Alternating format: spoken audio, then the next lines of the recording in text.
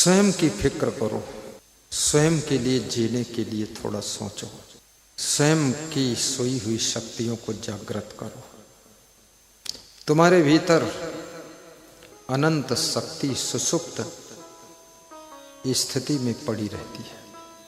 चिकित्सा विज्ञान ने कहा है कि मनुष्य मुश्किल से अपनी बुद्धि का 4% ही प्रयोग कर पाता है। एक वैज्ञानिक 14% प्रयोग करता है, एक डॉक्टर 6-7% प्रयोग कर पाता है। अच्छा डॉक्टर, साधारण डॉक्टर तो 2-3% में रह जाता है। 2-3% तुम अपनी बुद्धि का प्रयोग करते हो तो भी तुम्हें रोटी धोती मिल जाती है। जब तुम अपनी बुद्धि का प्रयोग 10%, 15% तक करते हो तो विश्व के पटल पर तुम्हारी प्रतिभा की किरणें देश विदेश तक पहुंचती है और तुम्हारा यश पूरे वर्ल्ड में छा जाता है।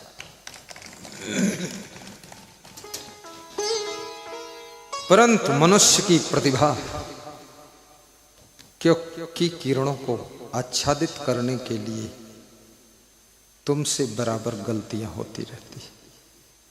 कभी कभी तुम्हारा स्वभाव बिगड़ जाता है, कभी कभी आदतें बिगड़ जाती है, कभी चरित्र, कभी कर्म, कभी अवगुण, कभी बुराइयां तुमको ऐसे आच्छादित कर लेती हैं जैसे सूरज को बादल ढक लेते हैं।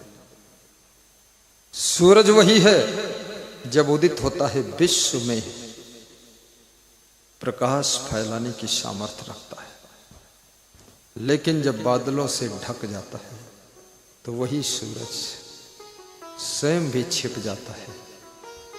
विश्व में रोशनी पहुंचाना तो दूर है, खुद ही बेचारा छिप जाता है, ढक जाता है। इसलिए सत्संग एक हवा है, ज्ञान आंधी है, जो कि बुराइयों के बादलों को उड़ाकर तुम्हारी प्रतिभा के सूरज को पुनः चमकाने में मदद करता है, चमकाने में मदद करता है।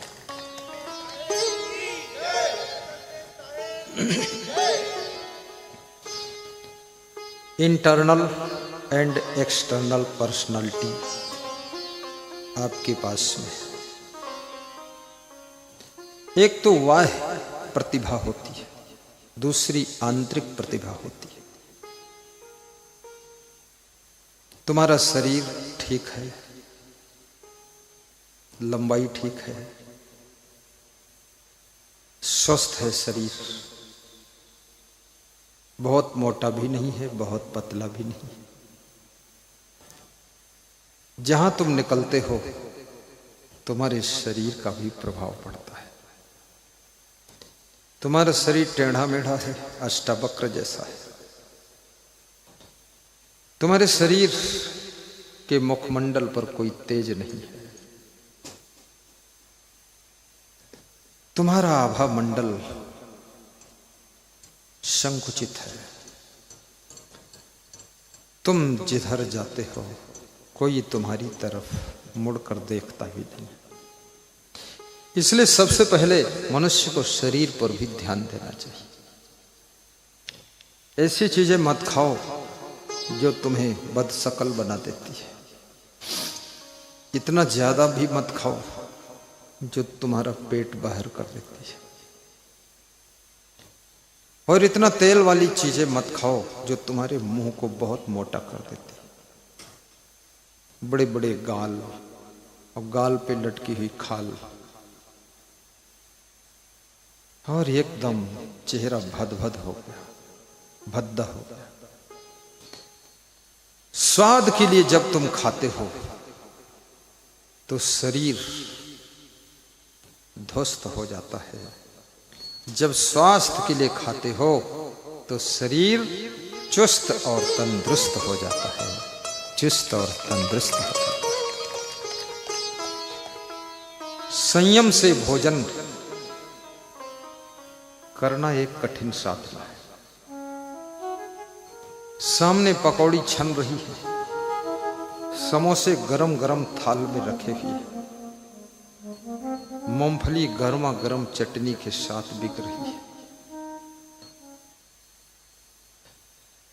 तुम अपने स्वास्थ्य की ऐसी की तैसी कर देते हो और समोसा पर टूट पड़ते हो, और जैसे समोसा फूला हुआ है वो तुमको भी वैसा ही फुला देता है, स्वास्थ्य खराब होता है। तेल में डूबकर जो चीजें पकती हैं उनको कम से कम खाइए। बिल्कुल नहीं खाओगे तो भी प्रॉब्लम, थोड़ा खाइए, क्योंकि शरीर में कार्बोहाइड्रेट वसा की भी जरूरत है। लेकिन अधिक मात्रा में वसा जब पहुंचती है तब वसा तुम्हारे शरीर को बदसूरत करने में मदद करती है। पर्याप्त मात्रा में जब वसा अंदर पहुंचती है तो आपके जॉइंटों को ग्रीस देती है, लुब्रिकेंट्स बॉडी है। वाह पर्सनालिटी, तुम्हारी गाड़ी से, तुम्हारी साड़ी से, तुम्हारी घड़ी से, तुम्हारे कपड़ों से, तुम्हारे घर की बनावट से, और तुम्हारे जूते चप्पलों से, और तुम्हारे बालों से, और तुम्हारे चेहरे से वह पर्सनालिटी प्रभावित होती है। जब तुम कहीं जाते हो लोग ये भी देखते हैं किस गाड़ी से आए हैं। गाड़ी से उनको संकेत मिलता है किस ग्रेड की व्यक्ति है। इसलिए स्टील का बर्तन कोई डिब्बा में नहीं रखा जाता है, लोहा किसी डिब्बा में नहीं रखा जाता है, लेकिन चांदी का बर्तन प्लास्टिक के डिब्बे में रखा जाता है, और सोने का आभूषण चांदी के डिब्बे में रखा जाता है, क्योंकि डिब्बे से पता चलता है इसके भीतर सोना है कि चांदी है कि क्या है। ये वाय पर्सनालिटी को बढ़ाने के लिए तुमको बहुत परिश्रम भी करना पड़ेगा, संयम से भी रहना पड़ेगा। अधिक गलतियां करोगे बहुत नीचे गिर जाओगे। दूसरी है आंतरिक पर्सनालिटी, अंदर की प्रतिभा। ये बहुत टिकाऊ चीज होती है। तुम किस तरह से बोलते हो, बोलने का ढंग क्या है, क्या बोलते हो, ये भीतर से बाहर शब्द निकलते हैं। उन शब्दों से रीडिंग होता है कि तुम कितने गहरे पानी में हो, कितने उथले पानी में हो, और तुम क्या देखते हो, कैसे देखते हो, दृष्टि कैसी है। इससे तुम्हारी आंतरिक प्रतिभा प्रभावित होती है। तुम सोचते क्या हो, तुम्हारा नेचर कैसा है, स्वभाव कैसा है, तुम्हारी रहनी गहनी कैसी है, बैठने उठने का ढंग कैसा है, व्यवहार कैसा है, behaviour, nature and character lecture. ये सब चीजें, तुम्हारा खान पान कैसा है, युक्ताहार विहारस्य युक्त चेष्टस्य कर्मसु, ये चीजें तुम्हारी आंतरिक प्रतिभा को खिलने में मदद करती है। इसलिए बोलने का ढंग भी सीखिए, पुरानी आदतें छोड़िए, स्वभाव को संवारिए। बहू अपने स्वभाव पर ध्यान नहीं देती है, बहू केवल अपने शरीर की सुंदरता पर ध्यान देती है। ब्यूटी पार्लर भी जाती है, बाल संवारती है, गाल ठीक करती है, थोड़ा गाल में रंग, थोड़ा बाल में रंग, थोड़ा नाखून में रंग, थोड़ा गदेली में रंग, फिर पाँव में रंग, फिर एड़ी में रंग, फिर ओंठों में रंग, और चाल है बेढंग, घर में मची जंग, सब हो गया तंग, रंग भंग।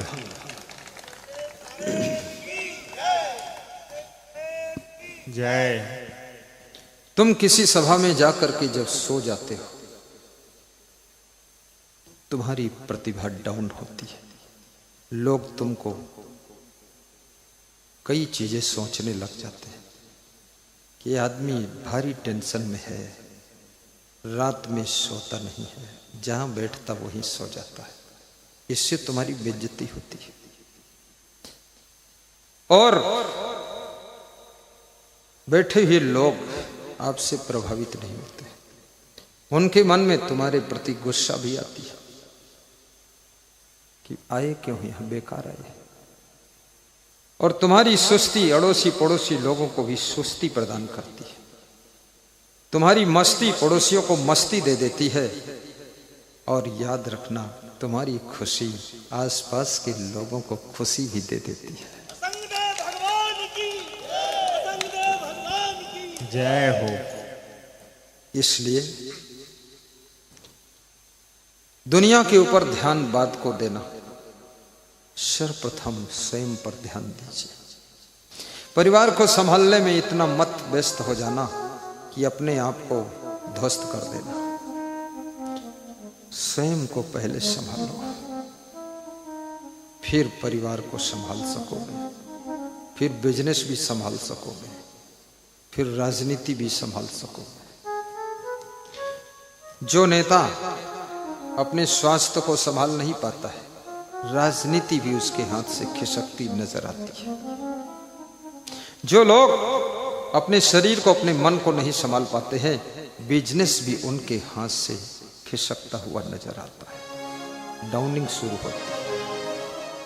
और जो लोग खुद के चरित्र को नहीं संभाल पाते हैं, परिवार भी उनसे संभलता नहीं। इसलिए सबसे पहले स्वयं को संभालो। कबीर साहब यही बात समझा रहे हैं कि रहो संभारे, अपने को संभाले रहो, संभाले रहो, संभाले रहो, परिवार को संभाले रहो, बिजनेस संभाले रहो, राजनीति को भी संभाले रहो, सेवा संभाले रहो, भक्ति भी संभाले रहो।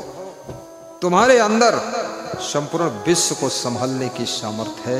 लेकिन तुम जब विवेक को खो देते हो, संयम नियम को खो देते हो, तब तुम खुद को भी नहीं संभाल पाते हो और खुद ही धड़ाम से नीचे गिर जाते हो। ताली बजाने के लिए छूट है।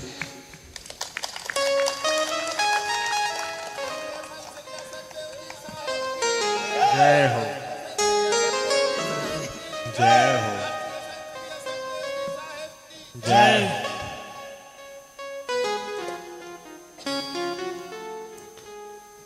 एक व्यक्ति देश का प्रधानमंत्री है, देश को संभालता है।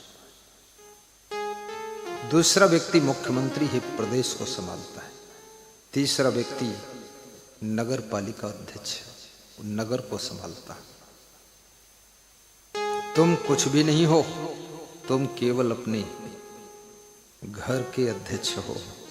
तुमसे अपना घर भी नहीं संभल रहा है। बड़ी दुख की बात है, क्योंकि तुमसे तुम भी नहीं संभल रहे हो तो तुम्हारा घर कैसे संभलेगा।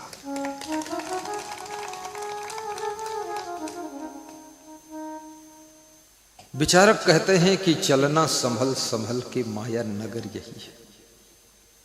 वेद क्या है? व्हाट इज वेद? वेद क्या समझा? वेद शब्द का अर्थ होता है, द मीनिंग ऑफ वेद। क्या अर्थ है? ज्ञान। वेद ज्ञान को कहते हैं। वेद का अर्थ ज्ञान है। और ज्ञान क्या कहता है? संभल कर चलो। रामायण क्या कहती? संभल कर चलो। गीता कहती संभल कर चलो। भागवत कहती संभल कर चलो। भागवत जो सुनाई जाती है उसमें भी जो संभल कर चले हैं उनकी भी कहानी है, और जो संभल कर नहीं चले हैं, फिसल कर गिर पड़े हैं, उनकी भी कहानी है। जो बर्बाद हुए हैं उनकी भी कहानी है, और जो आबाद हुई है उनकी भी कहानी है। भागवत क्या है? ज्यादातर तो कौरव पांडवों की कहानी है, भगवान कृष्ण की कथा है, और वही कथा है जो तुम्हारे जीवन की व्यथा है, वो कथा है। इसलिए भागवत सुनो। भागवत में कई प्रसंग हैं, रामायण में कई प्रसंग हैं, सबको संभलने के लिए चेतावनी देने वाले प्रसंग है। नारद जी जब राजा शील निधि के दरबार में पहुंचते, राजा शील निधि की कन्या विश्व मोहिनी नाम है उसका। तब से किसी ने अपनी बेटी का नाम विश्व मोहिनी नहीं रखा है। मनमोहिनी तो रख देते हैं, लेकिन विश्व मोहिनी में खतरा है। नारद जी ने हाथ देखा विश्व मोहिनी कन्या का, हाथ में रेखा थी कि इसका विवाह त्रिलोकीनाथ से होगा। नारद जी ने उल्टा अर्थ लगा लिया है। नारद जी सोच रहे हैं इसका विवाह जिससे होगा वो त्रिलोकीनाथ हो जाएगा। तो नारद जी ने सोचा मैं संत हूं, संत तो फिर बन जाऊंगा, पहले त्रिलोकीनाथ बनूं। तो नारद जी ने उस विश्व मोहिनी कन्या से विवाह करने के लिए सोचना शुरू कर दिया। एक ब्रह्मचारी साधु है, नारद महात्मा है, तिलकधारी है, बीड़ा बजाते हैं, राम का गुण गाते हैं, बुद्धि को संभाल न सके, मन को संभाल न सके, और अपने भीतर के लालच को भी संभाल न सके। त्रिलोकीनाथ बनने का लालच नारद जी को कितने गंदे विचारों में ढकेल देता है। इसलिए लालच बुरी बला है, आबला पकड़ गला नरक में ले चला। जब जब तुम लालच करोगे तब तब तुम गलतियों में गिरते चले जाओगे। और लालची व्यक्ति, कामी व्यक्ति, क्रोधी व्यक्ति, कबीर डंका बजाकर कहते हैं कि ये तीनों भक्ति तो कर ही नहीं सकते हैं, ये कुछ और ही करेंगे।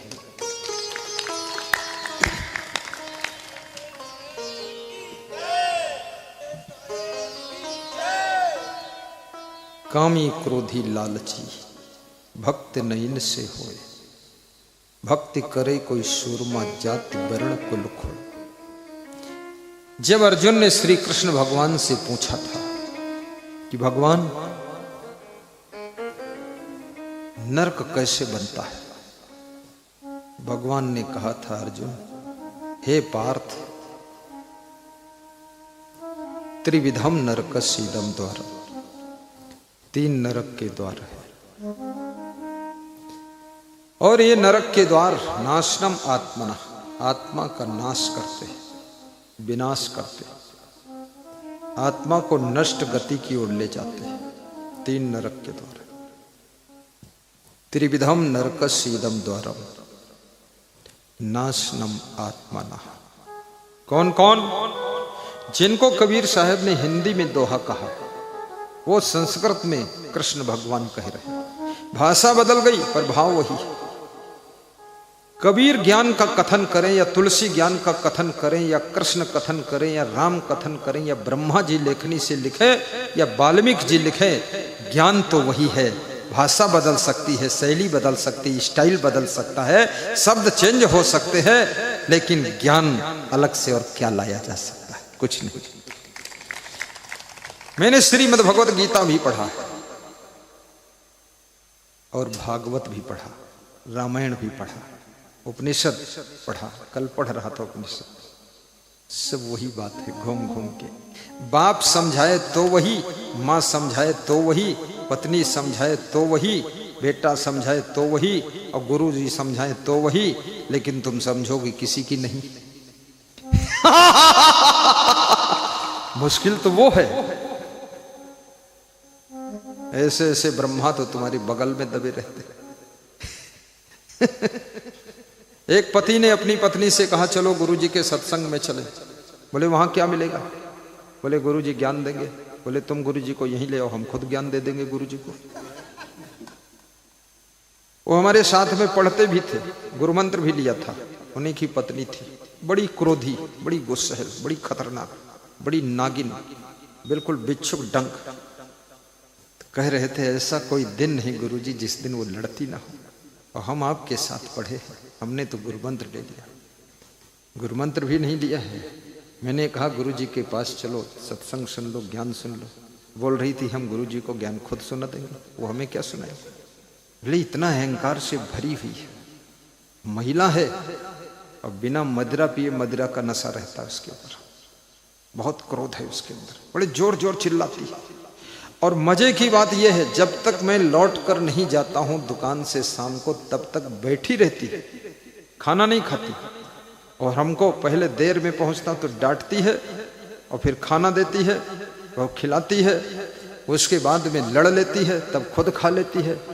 और ऐसी लड़ाकू है कि मैं तो उसकी लड़ाई से सो नहीं पाता हूं आधी रात तक, और वो तुरंत सो भी जाती है। बड़ी खतरनाक है।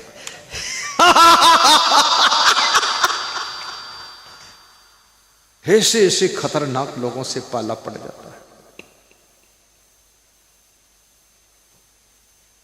क्या करोगे तुम?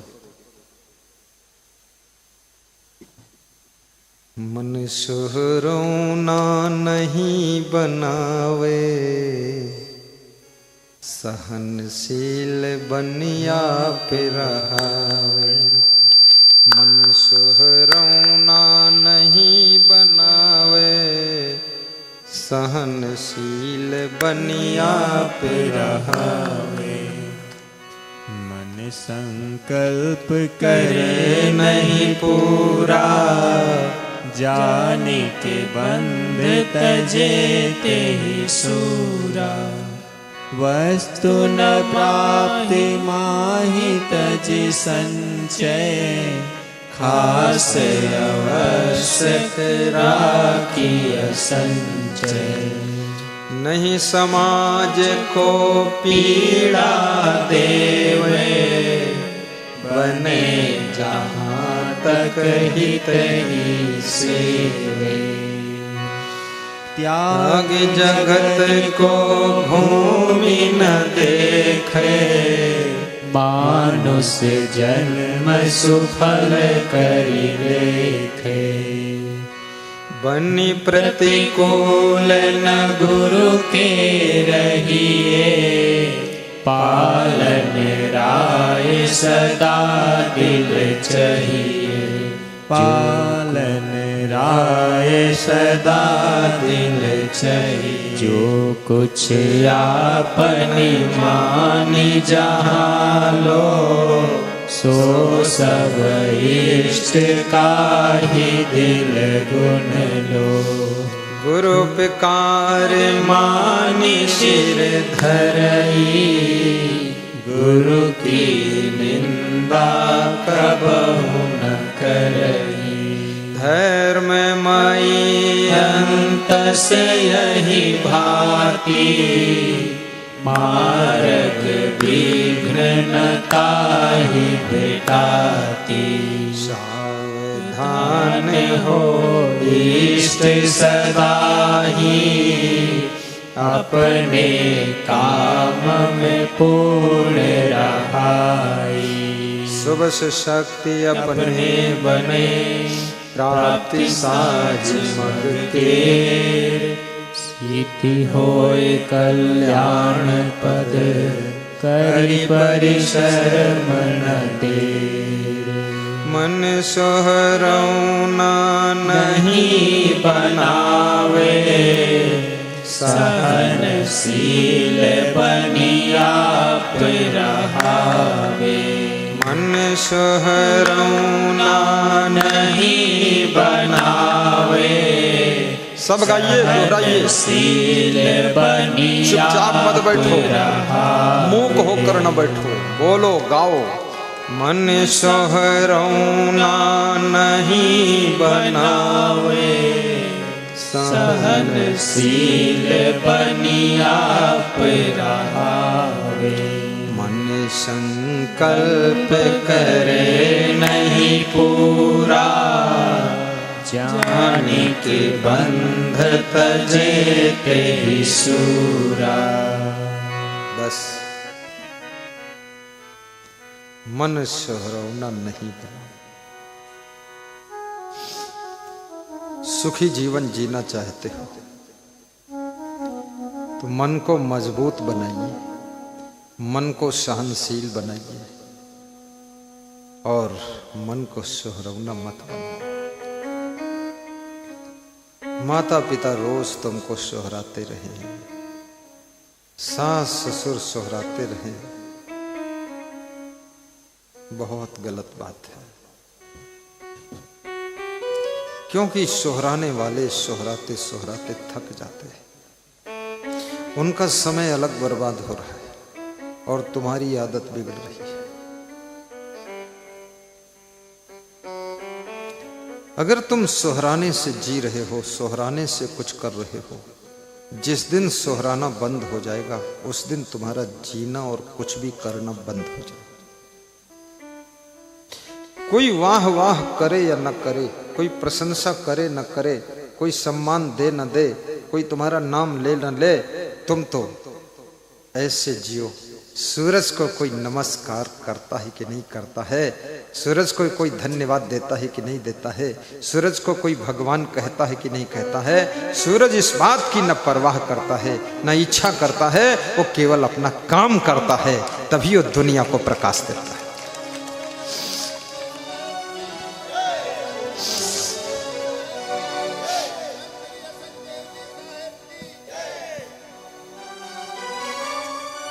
तुम भी घर के कामों को ठीक से संभालो। घर के लोग तुम्हें धन्यवाद कभी देंगे कि नहीं देंगे कुछ पता नहीं, और ज्यादा परिवार के लोग धन्यवाद नहीं देते।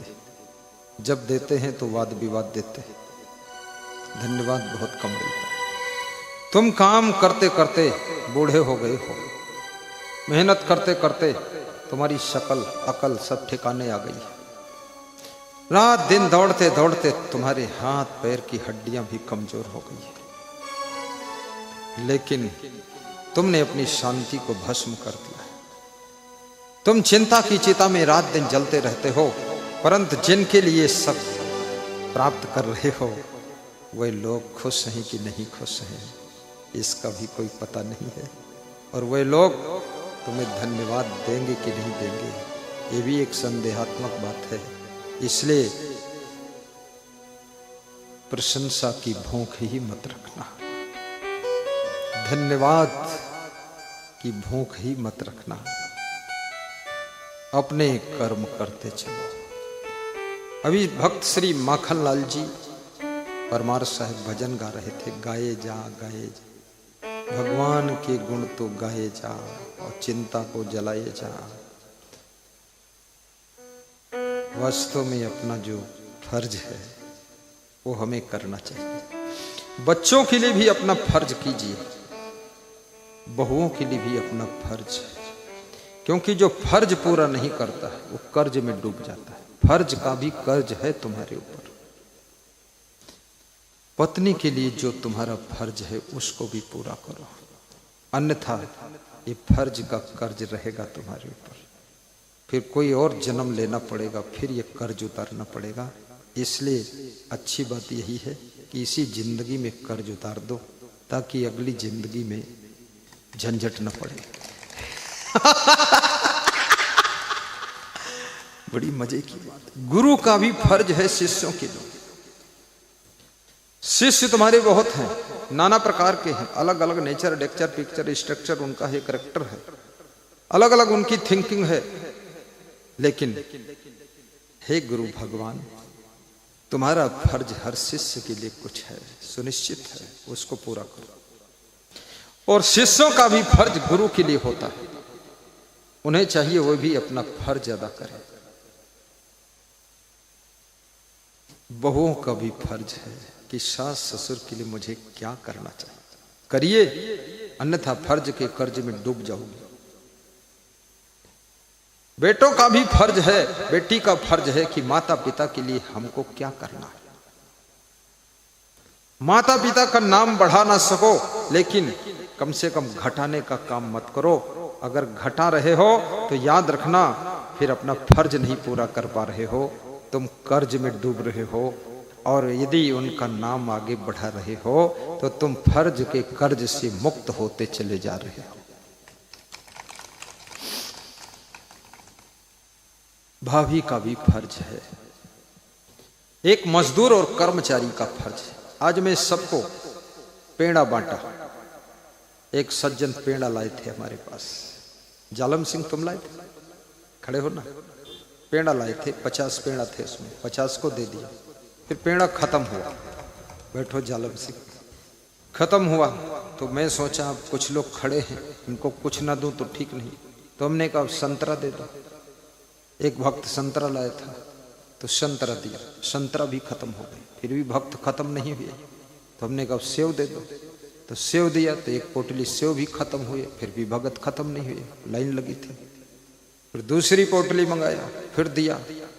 तो हमारे कुछ कर्मचारी उधर देख रहे थे, 2-3 खड़े थे उधर, और एक इधर खड़ा था। वो रस्सी बांधता है रोज, सबको बंधन में बांध देता कि बॉर्डर है ये, इधर पाकिस्तान उधर हिंदुस्तान, इधर नेपाल उधर भारत, रस्सा बांधता। तो 2 सेव मैंने यहां से ऐसे फेंका कि उछल के उनकी गोद में चले। इधर वाले पास एक फेंका, इसकी गोद में चला। तो पीछे जो और कर्मचारी थे 20-25, उन्होंने सोचा कि आज सेव फेंका जा रहा है, तो एक और आ गया कर्मचारी, तो फिर एक और फेंक दिया। बाकी कर्मचारी बेचारे संकोच करने लगे कि सब लोग जाओगे तो गुरुजी भी सोचेंगे। सेव फेंका तो सब आ गए, सेव फेंका नहीं तो 2 ही थे, बाकी तो नहीं आए। लेकिन मेरा फर्ज था, सब भक्तों को दे रहा हूं, तो जो कर्मचारी ये सुंदर मंडप लगाते हैं, आंगन जैसा सफाई करते हैं, उनके लिए भी मेरा फर्ज है कि उनको भी प्रसाद खिला दूं, वो भी खुश हो जाए।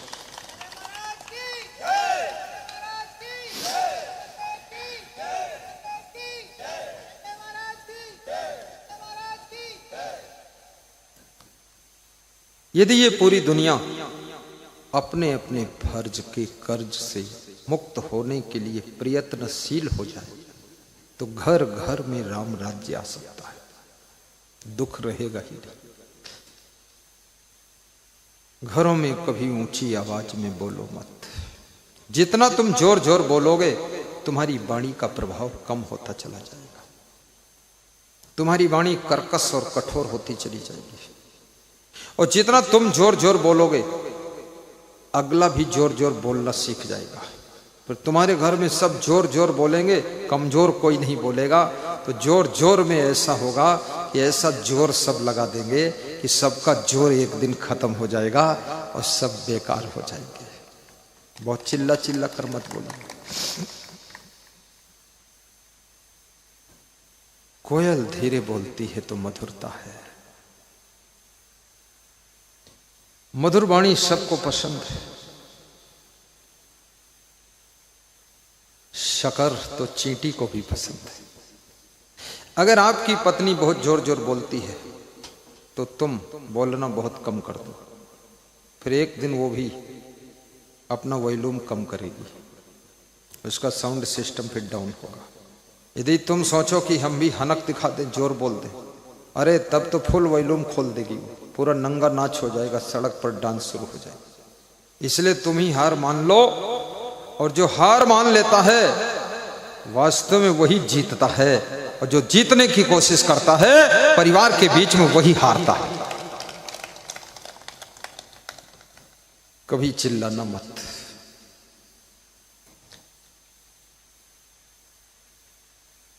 बहुत निंदा करने की आदत भी छोड़ो। जिस पार्टी के लोग दूसरों की बहुत निंदा करते हैं, निंदा सुन सुन करके भी जनता उनसे प्रेम हटा लेती है। कह रहे ये तो बहुत बकवास करता ही रहता है।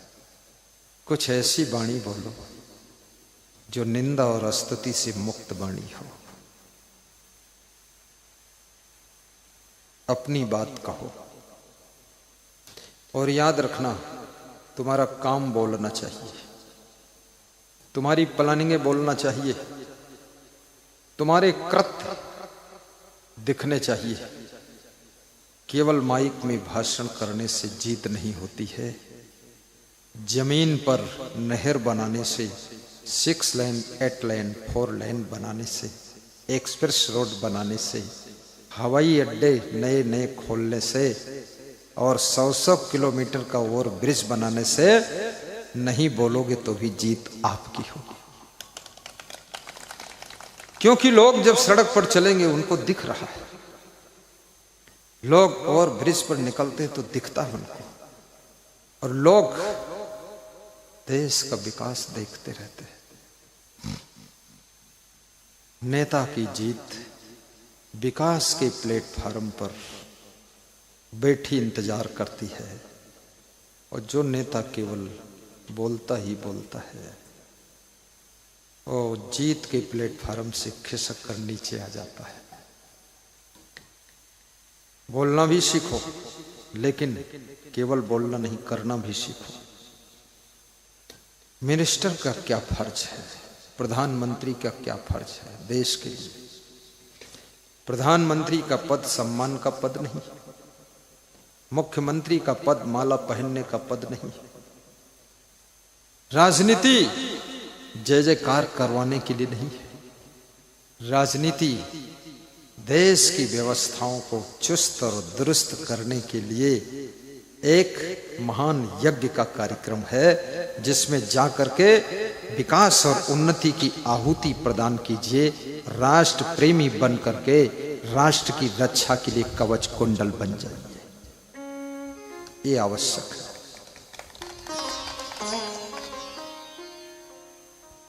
जब मनुष्य अपने फर्ज को ख्याल कर लेता है, फिर वो किसी के सामने गर्ज लेकर खड़ा ही नहीं होता है, और फिर उसको किसी से गर्जने की जरूरत भी नहीं। फर्ज पूरा करोगे, अब तुम्हारी गर्ज भी कोई नहीं, क्योंकि फर्ज में इतनी शक्ति है, वो सभी आवश्यकताएं तुम्हारी पूरी कर देता है। फर्ज कोई आसान चीज नहीं, बहुत बड़ी चीज है। इसलिए कई लोगों को मैंने सुना है कि मैं तो अपना फर्ज निभा रहा हूं, ऐसा बोलते हैं, मैं तो अपना कर्तव्य पालन कर रहा हूं। और कृष्ण भगवान भी कहते हैं निष्काम कर्म करो, कर्म करो लेकिन फल की आकांक्षा मत रखो। और जो व्यक्ति कर्म के फल की आकांक्षा नहीं रखता है, वो निरंतर आजीवन उस कर्म को कर सकता है। और जो फल की आकांक्षा रखता है और कर्म करता है और फल आने में देर होती है, तो कर्म ही बंद कर देता है, कर्म छोड़ देता है। बस वहीं से उसकी जिंदगी अवरुद्ध होना शुरू हो जाती है। कर्म करो, फल की इच्छा मत रखो। वृक्ष लगाओ, खाद डालो, पानी डालो, रक्षा करो, सुरक्षा करो, फल तो अपने आप आ जाएगा। वृक्ष के पास रोज जा करके गाना गाओ कि फल कब दोगे, फल कब दोगे। वृक्ष कुछ बोलेगा नहीं तो तुम्हें गुस्सा आ जाएगी, नोच कर फेंक दोगे उस पेड़ को कि बोलता नहीं है, 3 महीने से खाद पानी दे रहा हूं, क्या समझ रखा मुझको, तेरी ऐसी की तैसी, तुमने नोच डाला उसको। फल देने वाला बोलता नहीं है, डायरेक्ट फल दे देता है। इसलिए याद रखना, तुम कर्म करो, फल तो सब तरफ से आने वाला है। कुछ कर्मों का फल तत्काल भी आता है, कुछ का फल महीना, 2 महीना, 6 महीने बाद आता है, कुछ का फल बचपन के कर्म का फल जवानी में आता है, और जवानी के कर्म का फल बुढ़ापे में आता है, बुढ़ापे के कर्म का फल मरते समय मिलता है, और मरने के बाद भी जिंदगी के कुछ कर्मों का फल मिलता है।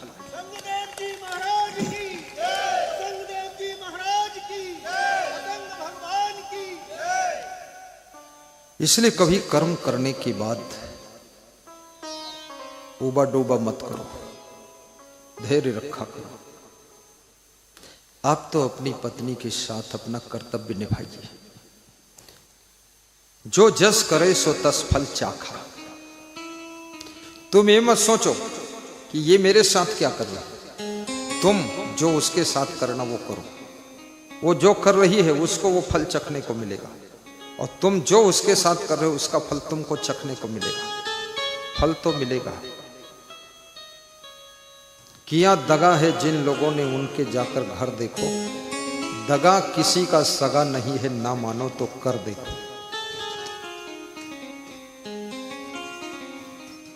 आकाश में धूल फेंकोगे, आकाश तो गंदा नहीं होगा, लेकिन 1 मिनट के बाद तुम पाओगे तुम्हारे ऊपर ही धूल सब गिरी है, तुम स्वयं गंदे हो गए हो।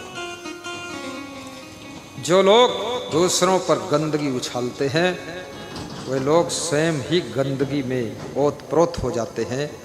इसलिए याद रखना, जब आकाश में फूल फेंकोगे थोड़ी देर बाद वही फूलों की पंखुड़ियां तुम्हारे सिर के ऊपर भी गिरेंगी और तुम ही सुशोभित होने लग जाओ। तुम सोचते हो मैं दूसरों को दे रहा हूं, नहीं, वो आप अपने लिए व्यवस्था कर रहे हो। तुम दान भी दो, वो भी आपके लिए व्यवस्था हो रही है। तुम पुण्य करो, तुम्हारे लिए व्यवस्था हो रही है। इसका क्या कारण है? एक व्यक्ति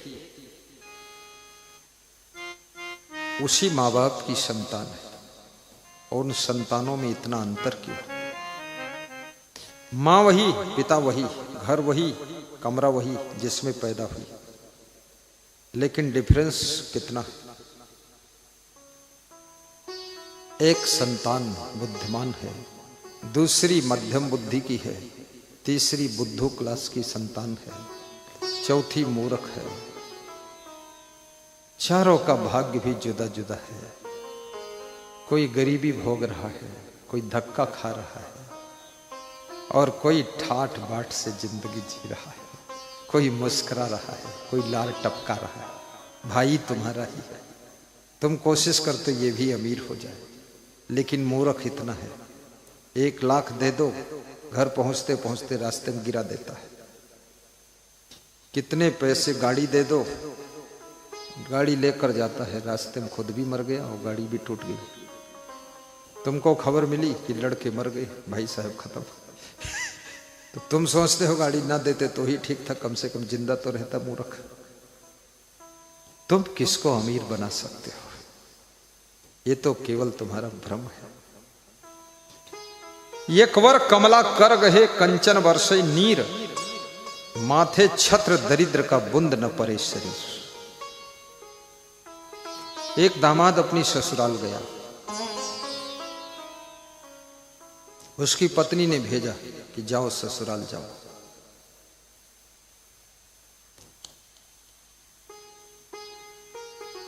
दिवाली का पर्व था, दिवाली से 4 दिन पहले भेजा। दिवाली में मीठा बहुत बिकता है,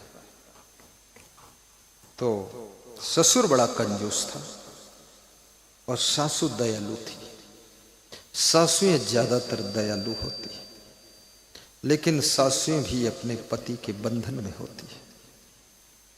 खुला तिजोरी उनके हाथ में नहीं होती, थोड़ा बहुत छिपा करके कुछ दे सकती, बाकी ज्यादा नहीं दे सकती, क्योंकि घर में हिसाब किताब भी होता है। तो उस हिसाब किताब में पकड़ी भी ना जाए, अपनी भी तो इज्जत बचानी है। अगर पकड़ गई तो विश्वास भी खो जाएगा। दूसरों का उपकार करने में भी कभी कभी छिप छिप के कुछ करना पड़ जाता है। कभी कभी थोड़ा झूठ का सहारा भी लेना पड़ जाता है। धर्म के लिए भी झूठ का सहारा लेना पड़ता है। सासू के अंदर बड़ी दया थी। सासू सोचती थी दामाद को कुछ दे दूं, लेकिन अपने पति को डरती थी, क्योंकि पति जो था वो मास्टर था, और मास्टर हमेशा खतरनाक होता है। क्योंकि मास्टर दिन भर स्कूल में बच्चों को पढ़ाता है, दिन भर बोलता है ABCDEFGHZN+S2SO4 CAT कैट कैट माने बिल्ली। ऐसे बोलते बोलते वो अपनी पत्नी को बिल्ली ही समझता है। मास्टर दिन रात बोलता है, वो सोचता है सारी दुनिया मूर्ख है, मैं ही होशियार हूँ, सबको पढ़ाता हूँ। तो मास्टर को ये पता नहीं, अधिक बोल बोल कर तू ही बड़ा मूर्ख हो गया। चुप रह, मास्टरी छोड़, घर में विद्यार्थी बन, पत्नी से सीख, चुपचाप बैठ, बकवास मत कर। नहीं, मास्टर तो अलग रहेगा, टमाटर हो जाएगा, चटनी बनेगी। तो मास्टर स्कूल पढ़ाने चला गया। मास्टर की पत्नी ने पूछा, दामाद जी आए हैं, आज वापस जाना चाहते हैं, कुछ अपनी बेटी के लिए इनको दे दूं? बोले दे दो, लड्डू बना कर दे दो। याद रखना, जिनके पास में बहुत गरीबी हो उनको लड्डू ना दीजिए, उनको थोड़े पैसे दे दीजिए, क्योंकि लड्डू के बजाय वो सस्ते दाल चावल को खा लेंगे वो ठीक है, लेकिन पैसे से कम अंडरवियर तो खरीद लेंगे, लाज बच जाएगी। तुम जिसको देखो लड्डू खिला रहे हो। मैं तो समाज में देखा हूं कितनी बड़ी विडंबनाएं हैं। कभी कभी देवी देवताओं के नाम पर या राम देवरा की यात्राएं चलती, तब लोग भंडारा खोलते हैं। सब जगह पूड़ी सब्जी दाल भात, पूड़ी सब्जी दाल भात, पूड़ी सब्जी दाल भात, बोलो कुछ तो घुसालात।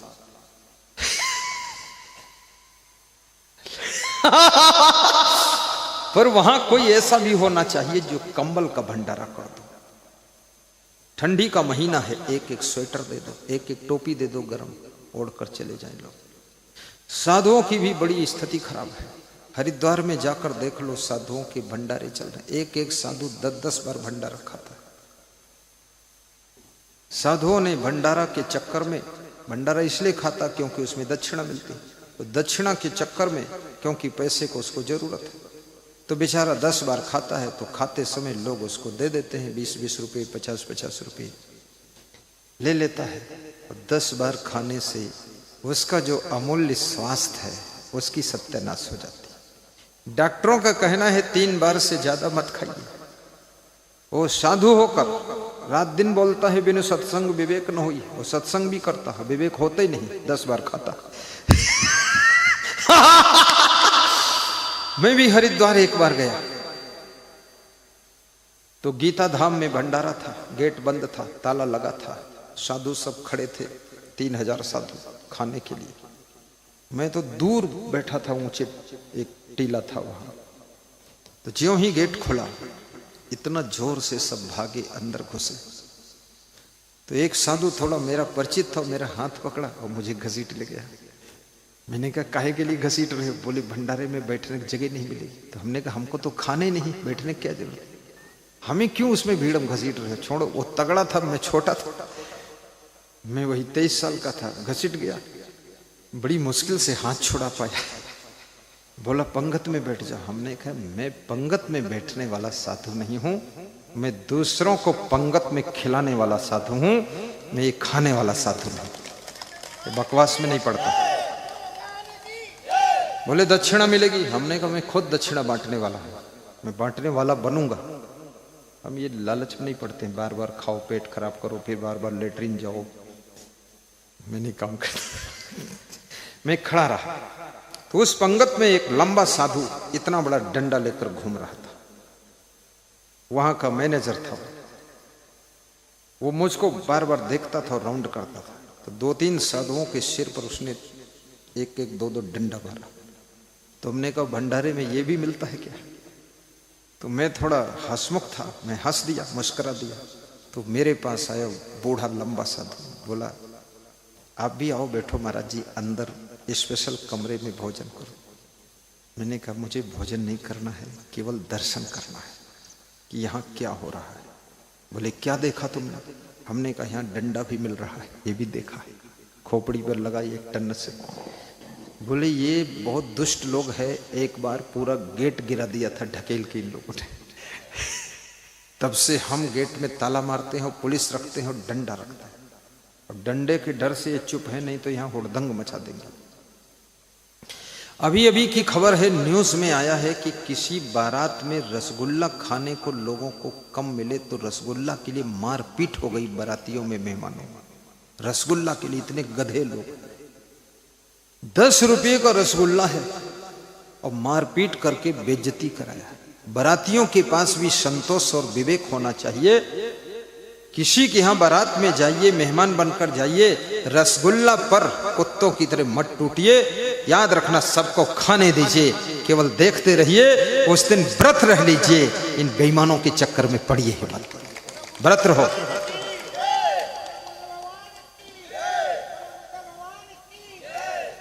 ये छीना झपटी करने की जरूरत नहीं। बहुत खाने का मन हो, 10 रुपये हलवाई की दुकान पर दो, एक रसगुल्ला खा लो, उसमें स्वाद ज्यादा आएगा, क्योंकि 10 रुपये तुम्हारा खर्च हुआ है। जो फ्री का रसगुल्ला भी गोबर गुल्ला जैसा ही लगता है, उसमें रस होता ही नहीं। फ्री में मिल गया तो कितना लोग फेंकते हैं भोजन बारात में।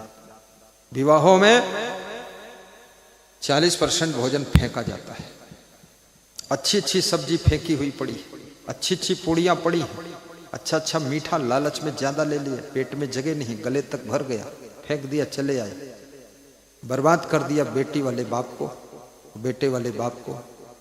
और लोग मूर्ख भी बहुत है, शादी करता है फिर रिसेप्शन का प्रोग्राम एक अलग से रखता है। मूर्खों को और खिलाओ, क्या फायदा, उसी में सब कर दो, उसी दिन निपटा दो, बवाल खत्म। मैं तो कहता हूं विवाह कीजिए, 12 बजे से 3 बजे तक टाइम रखिए। अभी मुख्यमंत्री श्री मोहन यादव जी ने अपने बेटा का विवाह सामूहिक आदर्श विवाह के साथ में किया। बैलगाड़ी पर बैठ करके बहू और बेटा विदा हुई, आए, कितनी शोभा बढ़ी। और गरीबों के साथ में उसी मंडप में, और जैसे गरीबों की व्यवस्था वैसे उनकी शादी हो रही थी। और बस एक ही दिन खिला पिला दिया, बवाल खत्म, रिसेप्शन खत्म। रिसेप्शन फिसेप्शन क्या होता, फालतू टाइम बर्बाद हो रहा है। और दूसरों के यहाँ खाने के लिए जो जाए वो भी मूर्ख है, क्योंकि वहाँ 4 घंटे जाने में लगे, 4 घंटे आने में लगे, 2 घंटे बेटिंग में लगे, 8-10 घंटे खराब हुए, 8-10 घंटे काम करो, 1000 रुपये कमा लो, 200 रुपये यहीं लेकर खा लो, बकवास में पड़ो मत। जाने वाले, खाने वाले, खिलाने वाले टोटल मूर्ख भरे, तो किसको समझाओगे? मैं तो इस बवाल में नहीं पड़ता। समय अपना भी बचाइए, दूसरों का समय बचाइए।